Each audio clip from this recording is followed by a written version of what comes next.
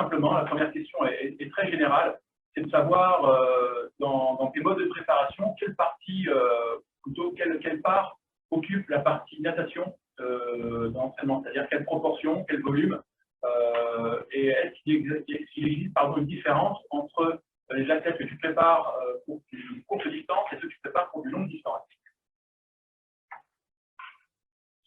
Ok, merci, merci Nicolas. Bonjour à tous. J'ai vu que vous étiez nombreux là sur la petite incrustation caméra. Écoute, je n'ai pas forcément à compléter sur la présentation, si ce n'est que j'ai aussi travaillé au club de Saint-Raphaël en tant que directeur technique pendant 2 ans. Et que le nom du groupe, c'est Cercle Performance, et que effectivement, il y a des athlètes sur courte distance, sur longue distance, plutôt des athlètes professionnels, voilà, qui concourent après sur différents circuits. Pour rentrer dans le vif du sujet, du coup, par rapport à ta question, en gros, ça représente quasi un tiers du travail, on va dire, allez, entre 25 et 30% du volume total est accordé pour la natation. Alors, quand je dis pour la natation, c'est vraiment sur la partie en piscine, puisqu'on fait aussi du travail en musculation, par exemple, ou même on peut faire aussi du travail en dehors, qui est en rapport avec la natation, mais en temps effectif de nage, on va dire, on est sur à peu près 25%, 30% du volume total. De toute façon, c'est facile, hein, on nage entre 5 et 7 fois par semaine, plus ou moins 1 heure et demie. D'accord. Pour compléter la question, est-ce que pour toi, c'est la même chose qu'on soit peut-être courte distance ou longue distance? En fait, au-delà de la distance et du format de course, c'est plus le profil de l'athlète qui va influer sur ce choix-là. Il peut y avoir des athlètes courte distance qui passent un petit peu moins de temps dans l'eau que des athlètes longue distance, par exemple. Pour moi, c'est un peu plus en relation avec le profil de l'athlète et la stratégie de course que l'athlète veut adopter. D'accord. Ok, merci. Alors, j'ai une deuxième question. Cette fois-ci, on va se rapprocher un peu plus de la technique. Nager dans le contexte du triathlon, on sait que c'est très différent de nager dans un bassin, de préparer un 100 nagis, par exemple, ou même un 1500 nagis. Est-ce que techniquement, tu as des points que tu travailles ou sur lesquels tu portes une attention particulière pour permettre aux nageurs, aux triathlètes que tu entraînes, d'être performants également dans le contexte de l'eau libre et du triathlon particulier? Oui. Alors, est-ce que tu peux en dire juste quelques éléments? L'idée, c'est pas de faire un cours, bien entendu, mais un peu les grandes orientations ou quelques éléments. Ouais, non, bien sûr. À la base, j'ai une formation d'entraîneur de natation, puisque mon premier diplôme d'entraîneur, c'est un BESAN, donc l'ancien BP. Donc, on va dire que j'ai cette affinité-là, et c'est un sport que j'ai pratiqué pendant 15 ans aussi. Du coup, on va dire, une bonne affinité avec la technique en natation, mais c'est vrai que de plus en plus, j'essaye de différencier ce qui se passe en natation et ce qui peut se passer en triathlon, parce que finalement, dans le triathlon, on a de la natation, mais c'est pas exactement la même chose. Donc, techniquement, on va s'attacher à plutôt coller à une nage qui est adaptée à l'eau libre et au triathlon, à une gestion d'allure qui est forcément différente de celle des bassins, avec des contraintes qui sont forcément différentes de celles des bassins. Et en fait, j'aime bien dire aux athlètes que l'objectif, en triathlon, c'est de sortir le plus à l'avant possible en dépensant le moins d'énergie possible. Du coup, partant de ce constat-là, techniquement, c'est pas les mêmes adaptations qu'en natation pour moi. D'accord, très bien. On verra tout à l'heure quelles questions qui seront posées. Alors, j'en remets, on a quelques soucis avec ces connexions ici. Ah oui, en fait, il y a 2 fois plus de monde que sur la première caméra. Voilà, il y a 15 personnes, il y a 15 stagiaires qui seront amenés alors en posant les questions. Moi, j'aurais une dernière question avant de passer la parole à la salle. Hein, en triathlon, on le dit souvent, c'est un petit peu la bataille, plus ou moins. C'est-à-dire qu'il faut être capable de nager en n'ayant pas forcément son espace. Comment tu fais pour aborder ça? Justement, apprendre, entre guillemets, à nager au contact, voire même quelquefois au combat, étant donné que, notamment sur une ligne de départ dans les épreuves de niveau mondial, international, la première bouée peut se situer assez proche et l'enjeu, c'est bien sûr de ne pas être trop distancé.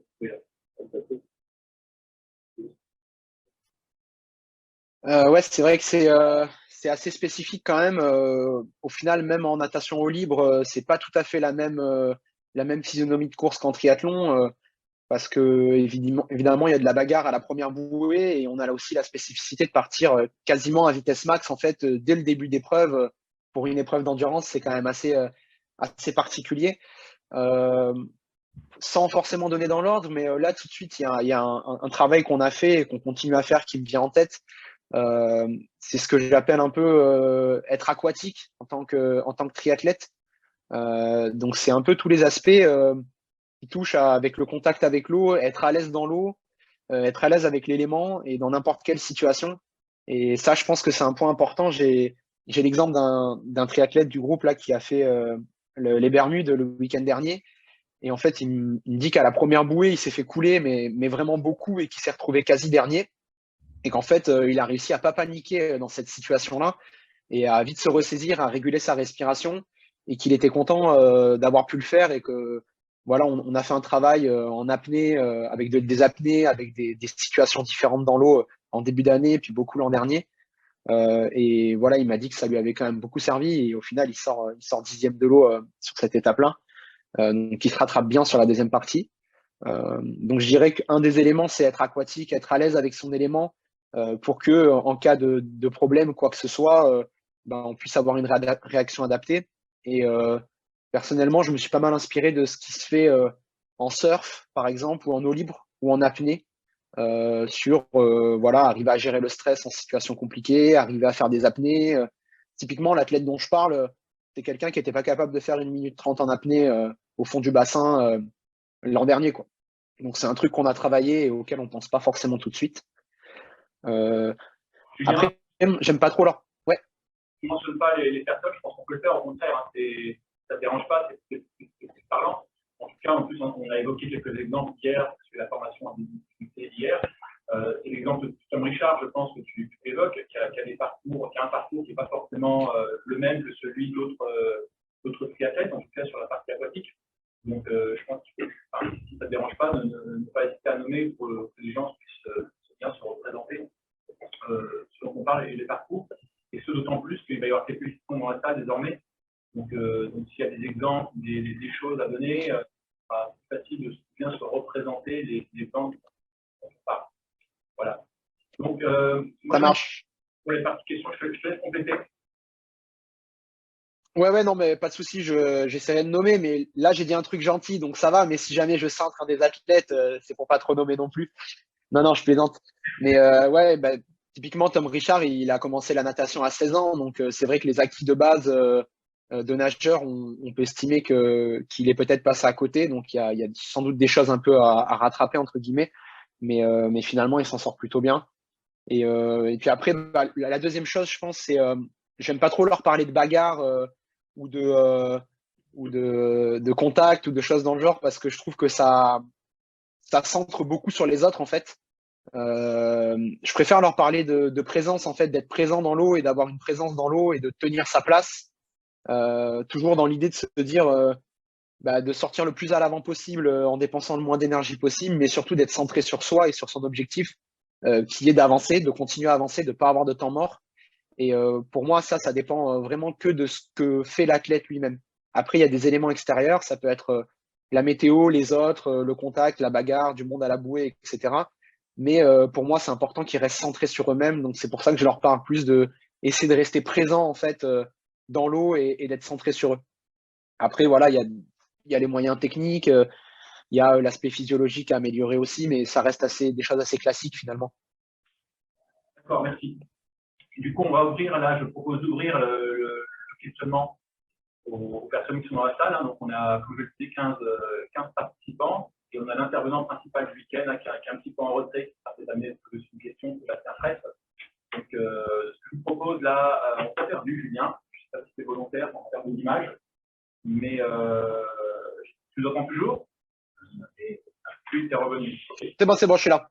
Je vais faire passer. Alors, qui a des questions à poser à Julien? C'est vrai que alors, je vais faire passer, je vais voir. C'est juste en continuité de l'exercice. Je vais allumer le micro par contre. Ok. Parfait. Donc, c'est la continuité des exercices appris justement pour des amateurs qui se retrouvent dans un triathlon, par exemple, il y a 1600 personnes. Donc, quel type d'exercice tu proposes en piscine ou sur un mobile pour pallier justement à ce problème, pour ne pas avoir peur? En fait, j'ai commencé assez simplement en proposant des exercices en nageant, comme on le fait assez régulièrement sur un travail qu'on appelle d'hypoxie en 3 temps, 5 temps, 7 temps par exemple. Et en fait, en faisant ça, je me suis rendu compte que c'était pas forcément facile pour tout le monde.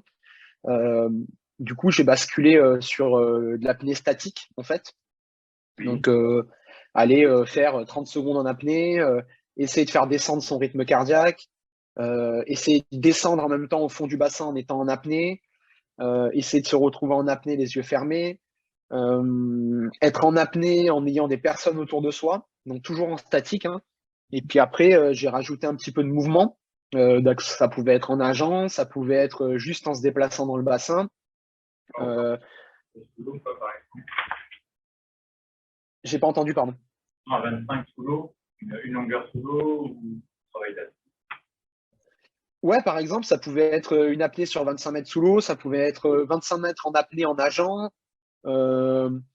ça pouvait être juste nager à 2 de front, côte à côte, les deux en apnée. C'était plutôt un travail de contrôle de respiration, on va dire, au début, plutôt que de vraiment d'aller chercher à améliorer l'apnée et l'utilisation de l'oxygène. Donc j'ai vraiment démarré comme ça. Et puis après, on a cherché un petit peu à jouer. Alors, ce qu'on peut faire en fait avec des enfants, hein, aller faire des immersions, mettre la tête en bas, se déplacer avec la tête en bas, essayer de se repérer les yeux fermés aussi. Ça a été un peu des exercices comme ça, et ensuite en le complexifiant petit à petit. Et en fait, rien qu'en faisant ça, en avançant avec les personnes, bah voilà, il y en avait qui se débloquaient plus vite que d'autres, qui trouvaient des solutions, et puis d'autres pour qui c'était plus compliqué. Et après, on va dire qu'en exercice un petit peu terminal, en complexification, on est allé faire, je crois que c'était 8 fois 50 mètres, pour donner un exemple, hein. 8 fois 50 mètres où il fallait réaliser le meilleur temps possible, sans respirer pendant les 50 mètres, mais avec une récup libre entre les 50 mètres. Donc, ils avaient le droit de se reposer, de respirer tant qu'ils voulaient entre les 50 mètres, mais chaque 50 mètres devait être fait sans respirer. Donc voilà, c'est un exemple de ce qu'on a pu faire. On a aussi fait du travail sur des plongeons, sur plonger par la tête. Toutes ces choses-là, en fait, c'est un peu du corps flottant, corps projectile. C'est l'apprentissage un petit peu de la natation. Mais pour moi, ça donnait des bases assez concrètes pour arriver à être un peu plus à l'aise en situation d'eau libre qui pouvait être plus stressante. Merci. C'est des choses qu'on a un petit peu évoquées déjà tout à l'heure. Donc ça fait le lien. D'autres questions peut-être sur d'autres thématiques, Didier, alors. Bonjour Julien, donc Didier, Max Pro Triathlon. Je voulais savoir moi, comment tu gères les différences de niveau dans tes lignes, parce que malgré que ce soit des athlètes professionnels, je pense qu'il y a c'est pas homogène non plus dans les niveaux de pratique en natation, même si je pense que ça quand même, malgré le niveau des athlètes, ça y ressemble quand même. Je voulais savoir comment tu arrives à gérer les différences de niveau, les lacunes techniques des uns par des autres, etc. Si chaque séance était différenciée, par exemple.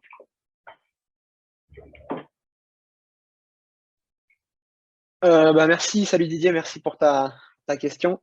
Ouais, c'est vrai que c'est quelque chose qui n'est pas forcément facile. Alors, on va dire que j'ai la chance quand même d'entraîner un groupe où les athlètes sont plutôt à l'aise en natation et ont un niveau qui est assez quand même proche.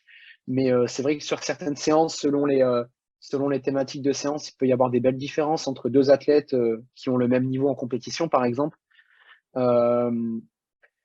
J'essaye d'individualiser le plus possible, mais une des priorités dans le groupe d'entraînement, c'est justement de s'entraîner en groupe. Donc, dans l'idéal, je fais la séance pour le groupe. Après, pour ce qui est la gestion des allures, nous, en fait, depuis un peu plus d'1 an, on travaille avec un capteur de fréquence cardiaque qu'on utilise dans l'eau. Et en fait, ils ont une petite tablette sur le bord du bassin avec le retour sur leur fréquence cardiaque, ce qui permet d'ajuster les intensités d'entraînement comme on peut le faire en course à pied ou en vélo. Et donc, du coup, quand on a des zones d'intensité comme ça, enfin du travail en zone d'intensité, souvent ce que je fais, c'est que je donne des temps de récupération. En fait, ils ont leur temps d'effort, donc ou leur distance d'effort, par exemple, je sais pas, 5 fois 400 mètres. Ils peuvent regarder le retour de leur FC. Moi, je leur donne un retour chronométrique. Et derrière, ils prennent leur récup 15-20 secondes.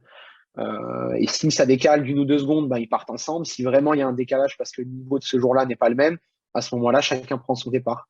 Donc, moi, j'ai 12 athlètes dans le groupe. Donc, ça fait au final, même s'il y a des départs un peu différents sur la série, ça reste assez homogène dans la manière dont ça tourne dans les lignes. Donc, on fait comme ça. Ou alors, je fais carrément deux séances différentes. Et à ce moment-là, je les mets dans deux lignes différentes. On a la chance d'avoir un peu de place dans le bassin. Et je gère comme ça. Ok, merci Julien. Merci. Est-ce que d'autres personnes pour la suite, Cyril?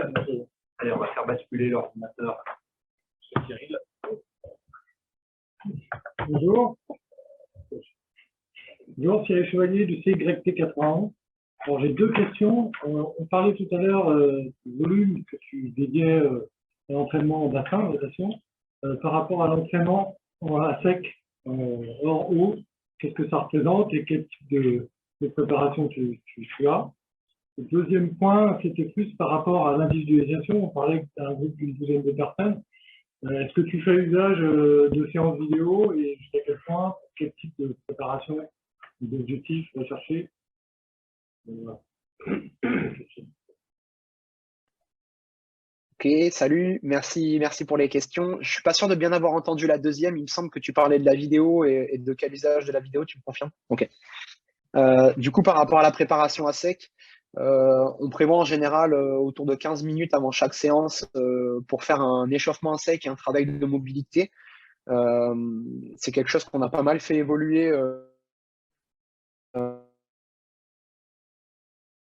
pour essayer d'individualiser sur éventuellement les lacunes qui seraient à renforcer pour certains. Et on travaille également avec un préparateur physique depuis cette année, Pierre Marquisio, qui en fait nous fait faire un travail en musculation plutôt orienté force max en règle générale, mais on fait aussi travail de contraste de charge, travail de puissance en fonction des périodes. Et je dirais que je peux compter à peu près 15 minutes avant chaque séance à sec, plus on fait 2 séances de musculation par semaine en moyenne, hein, qui durent autour d'1 heure et quart. Donc sachant qu'on travaille du corps ou du corps, mobilité, on travaille un petit peu tout dans ces séances de muscu. Par rapport au travail d'individualisation, j'ai utilisé la vidéo, je l'utilise de temps en temps pour faire des retours aux athlètes. En général, j'arrive bien à communiquer avec eux et on arrive bien à se comprendre sur ce que j'ai besoin de leur dire et ce que j'ai besoin qu'ils ressentent et qu'ils changent. Maintenant, c'est vrai que si jamais j'ai besoin de faire un point, je suis un peu bloqué par rapport à la technique d'un athlète, je trouve pas forcément les clés pour qu'il la modifie ou que lui n'arrive pas à comprendre, on n'arrive pas à s'entendre en tout cas sur la modification que j'aimerais qu'il apporte. À ce moment-là, je prends une caméra et je fais une vidéo ou même juste avec mon téléphone si c'est de l'extérieur ou avec une GoPro et on fait un petit retour vidéo. Et souvent, ça facilite quand même les échanges sur les modifications techniques. Après, je t'avoue que je suis pas très orienté technique de nage comme on pourrait l'être en natation. J'essaye surtout de chercher des choses qui sont efficientes et qui vont, on va dire, presque à l'essentiel. Voilà, moi j'ai des triathlètes, ils ont entre 25 et 32 ans. Donc du coup, c'est vrai que les modifications techniques, ça reste assez limité, étant donné que ça prend quand même du temps de modifier un geste quand il est ancré depuis des années sur un athlète. Merci. Merci. Suivante. Ludovic, question.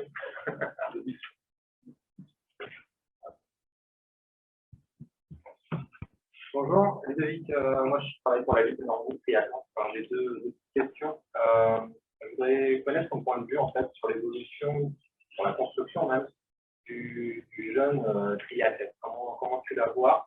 Est-ce que à partir de minime, si on n'a pas un certain niveau, et quand je dis un certain niveau, je parle de niveau 18 ans, et pas un niveau technique, est-ce que si on n'atteint pas un certain des références de temps, c'est fini pour la suite du triathlon, ou est-ce que tu penses Richard, on peut continuer à évoluer en ayant bien sûr une base, un toucher, on va dire quelque chose avec l'eau. Enfin, pas d'apprendre à nager à seul long. Mais voilà, c'est un petit peu mon point de vue. Salut, merci pour la question. C'est pas une question forcément facile. Disons que j'ai l'impression que traditionnellement, on va dire, ou culturellement, les triathlètes ont plutôt une formation de nageur. On sait que les entraîneurs de triathlon aussi c'était souvent des entraîneurs de natation avant que la formation se développe justement de triathlon. Mais on va dire que je pense que c'est quand même plus facile d'acquérir des bases techniques quand on est jeune, notamment en natation. Maintenant, je pense aussi qu'il y a un aspect qui est très important, c'est l'aspect d'être à l'aise dans l'élément en fait dans lequel on est. Et effectivement, il y a l'exemple de Tom Richard, mais bon, j'en connais d'autres qui n'ont pas forcément des références exceptionnelles en bassin, mais qui ont une affinité avec l'aspect eau libre qui est plus importante. Voilà, moi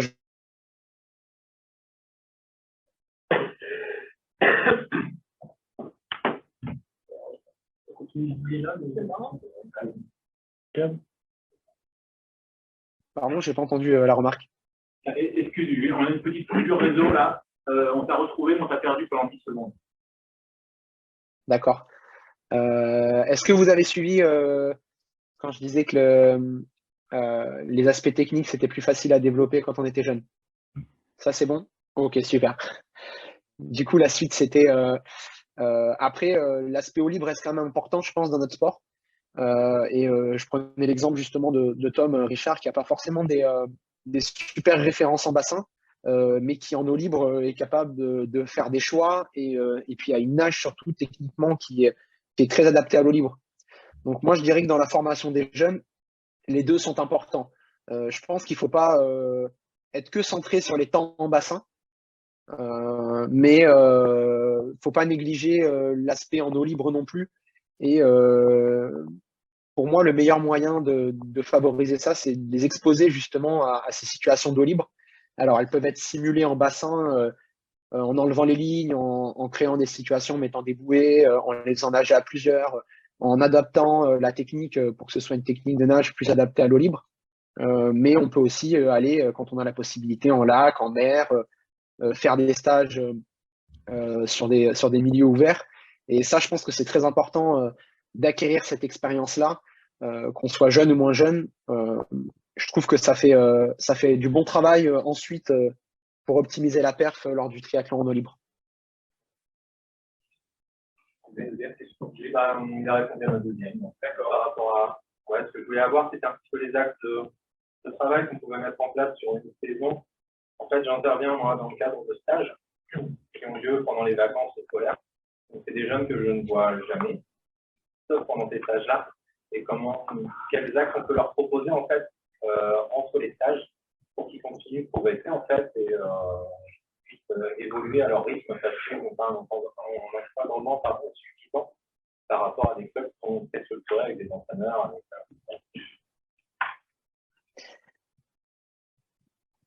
Je dirais que l'aspect aquatique dont je parlais tout à l'heure, c'est déjà quelque chose qui est assez important et qui n'est pas trop difficile à reproduire chez soi à l'entraînement, à condition bien sûr d'être accompagné à l'entraînement, notamment pour les phases d'apnée.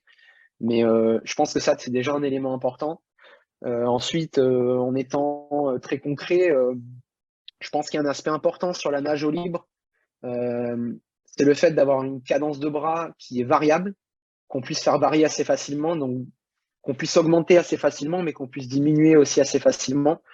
Et il y a un autre aspect, c'est le fait de ne pas avoir de temps mort dans la nage.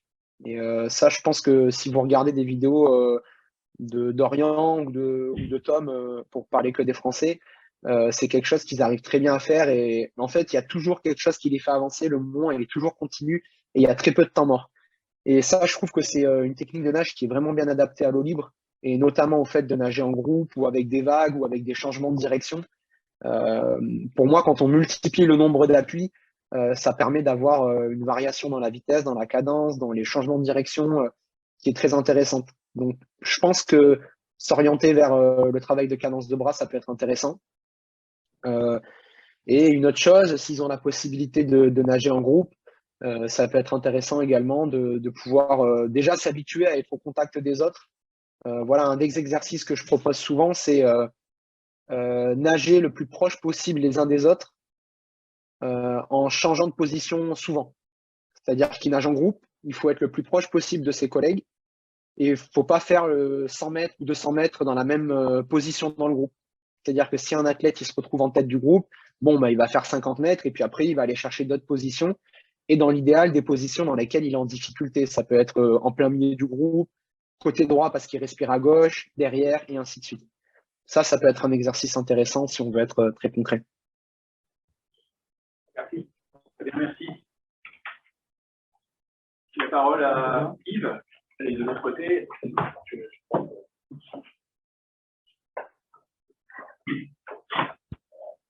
Bonjour Julien. Donc Yves, je suis entraîneur à distance de la structure Cipation. Et moi, j'avais une question sur l'entraînement en eau libre. Est-ce que tu es dans un bateau? Est-ce que tu utilises toujours la fréquence cardiaque avec ton écran? Okay. Donc, est-ce que tu utilises toujours la fréquence cardiaque ou est-ce que tu utilises, par exemple, une échelle de perception de l'effort avec tes athlètes pour doser l'intensité? Bonjour Yves, désolé pour le petit intermède sympa.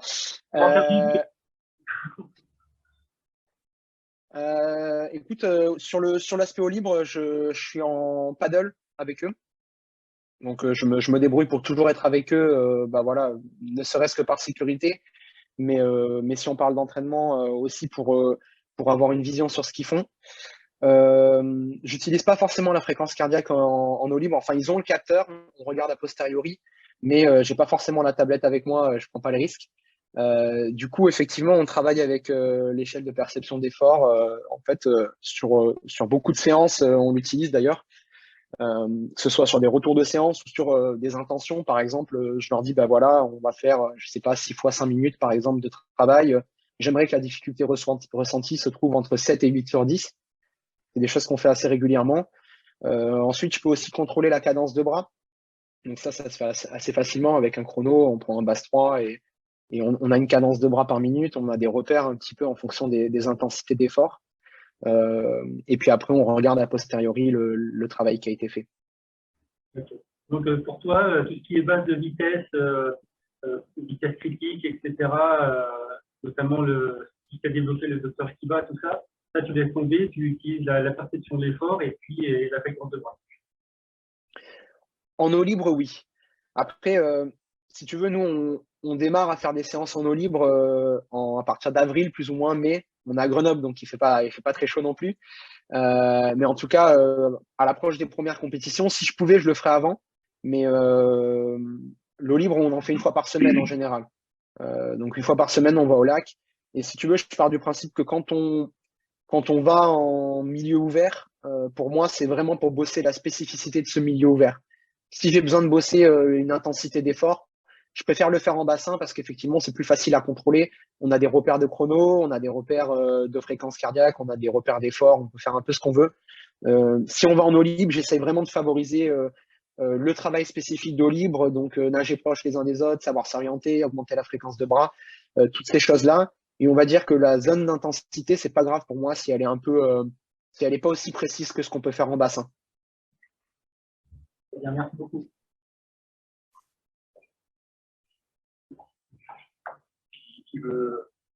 Qui veut poser une nouvelle question?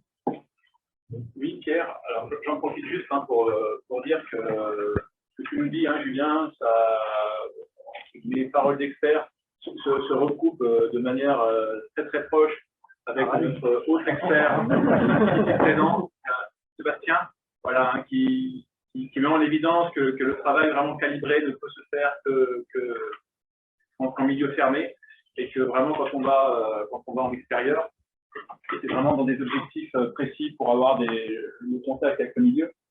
Donc, en tout cas, la grosse dominante, elle ne peut pas être faite en eau libre. Ouais. Bonjour, Pierre du Club des nageurs de Paris. Donc, moi, j'ai une petite question sur les séances en piscine. Donc, pour le longue distance, par rapport aux nageurs classiques ou aux courtes distances qui peuvent peut-être se ressembler un petit peu dans les séances, les séances, sur les distances. Est-ce que tu peux nous en dire un peu plus comment tu adaptes les séances donc en bassin pour les longues distances?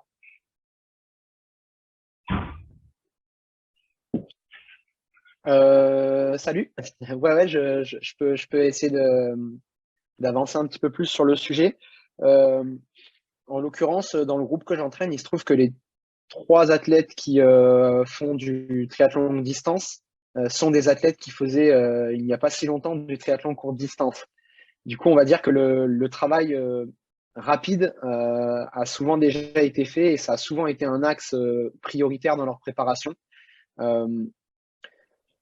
Ce que j'essaye de faire, en fait, c'est d'un peu plus s'orienter sur le fait de la gestion d'allure, notamment sur la partie natation, où là aussi, ça part pas à fond, mais quasiment sur des longues distances, en tout cas pour les athlètes que j'entraîne.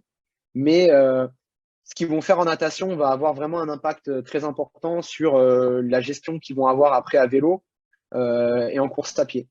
Sachant que sur un Ironman ou même sur un half distance, on passe 2 fois plus à 4 fois plus de temps dans l'eau. Du coup, ne serait-ce que sur l'aspect énergétique, c'est des moments où on ne peut pas non plus se ravitailler. Donc, pour moi, il faut vraiment être très juste sur l'intensité qu'on va donner si on ne veut pas mettre en péril la suite de l'épreuve.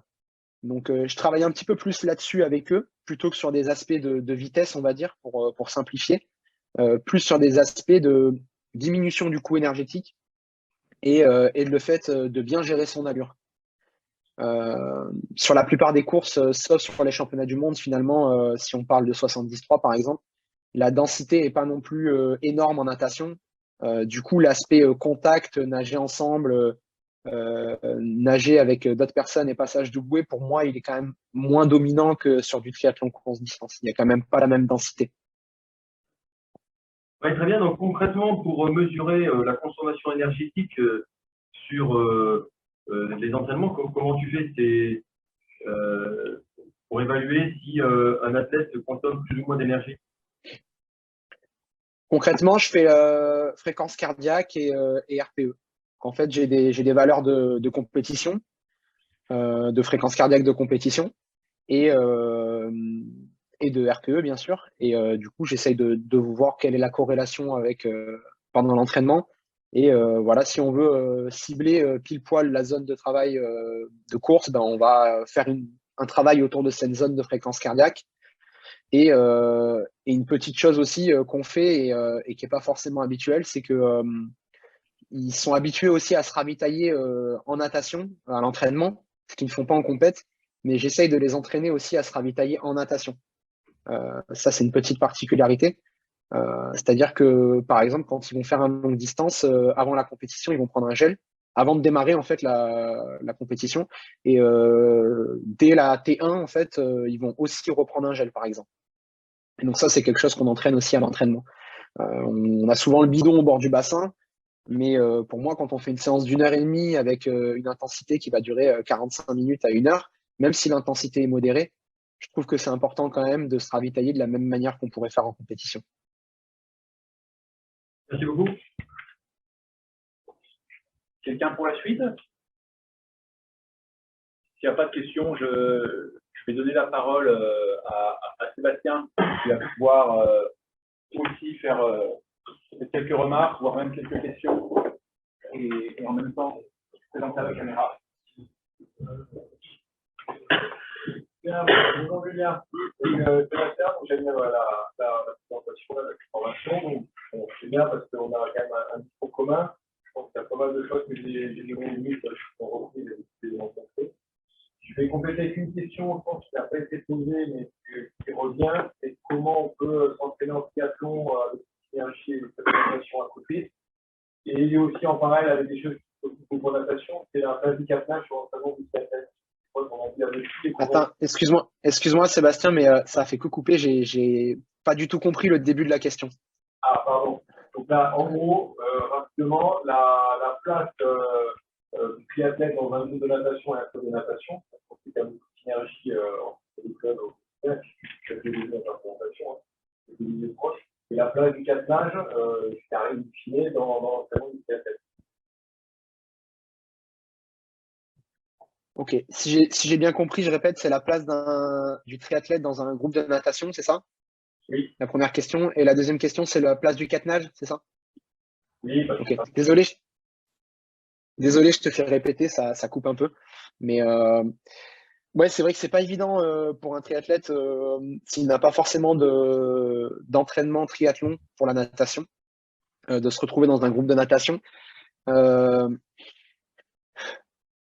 C'est pas une question évidente. Disons que c'est pas forcément l'idéal parce que comme je l'ai dit en préambule, pour moi, c'est deux disciplines différentes. On peut s'inspirer de ce que fait la natation pour le triathlon. Ce serait bien que les nageurs s'inspirent de ce qu'on fait en triathlon aussi. Ça se fait des fois. Mais je pense qu'il faut se servir des bases qui sont travaillées en natation, bien sûr, techniquement et qui sont fortes.